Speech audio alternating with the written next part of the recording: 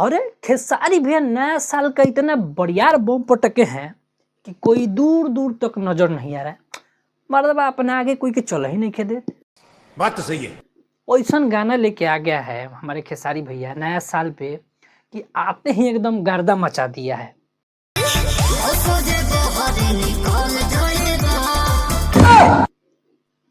भाई बताइए तो खेसारी भैया का कान उठा जा रहा है तो बबुआ इसीलिए बोलते हैं कि ब्याह करने के बाद बड़ा दिक्कत होता है।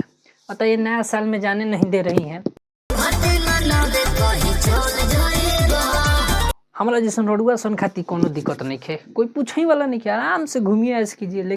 गजब बेइज्जती है। लेकिन जेकर बियाह भइल बा देख लो ये हाले होई कान उठा जी तुरंत। ना बहरी जाना है ना बियर और चिकन खाना है, यही कहना है भौजी का। तो दोस्तों 2025 अंतिम जाते जाते खेसारी भाई इतना धमाकेदार सॉन्ग लाए कि मतलब सुबह से आज पूरा यूट्यूब इसी के चर्चे से भरा पड़ा है।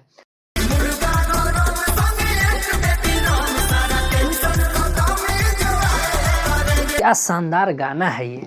मतलब अभी हम जब वीडियो बना रहे हैं और आप सबके बीच पहुंचते पहुंचते 1 मिलियन व्यूज तो आराम से हो जाएगा। मतलब नया साल का धमाका कोई करे तो खेसारी भैया जैसन कि एक के दिन में गर्दा उड़ा दिए एकदम विरोधियों का हालत खराब है क्योंकि कितना धांसू गनवे है और पूरा अपने साथ साथ पूरा दोस्त यार का बीच में बात किया जा रहा है। दोस्ती भाई सबसे इम्पोर्टेंट है। बात तो सही है। इन गाना एगो जो मैसेज दे रहा है कि शादी करने के बाद चाहे आप कितने भी बड़े स्टार हो या चाहे जो भी हो, बीवी के गुलामे बनकर रहना पड़ेगा। ये भाई गाना का मैसेज ये है, जब इतना बड़ा बड़ा स्टार का कान उठा जा रहा है तो हम लोग कौन टेक्ची के मसाला है जी। तो दोस्तों गाना को एंजॉय कीजिए, गाना काफ़ी शानदार लाए हैं खेसारी भैया। और ओह क्या सोनू सुधाकर जी लिखे हैं गाना। ये बहुत पहले, हमको याद भी नहीं कि इसके पहले कौन सा उनका गाना था खेसारी भैया के लिए, लेकिन जो भी वो गाना लाते हैं शानदार गाना लाते हैं। याद होगा आप लॉकडाउन में जो पबजी वाला गाना आया था जो 500 मिलियन प्लस व्यूज गया है, वो भी इन्हीं का लिखा हुआ था। तो ये जो भी अपना कलम का जादू दिखाते हैं ना, खतरनाक ही गाना लाते हैं।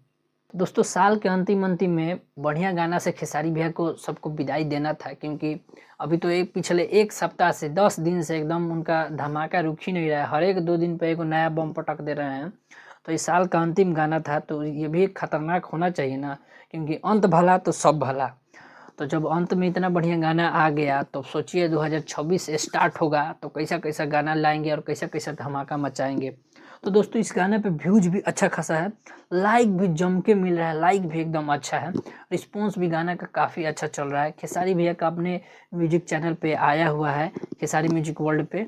और खेसारी भैया के ज़्यादातर आर्या शर्मा के ही साथ म्यूजिक आता है, ज़्यादा आर्या शर्मा म्यूजिक बनाते हैं तो म्यूजिक भी शानदार है।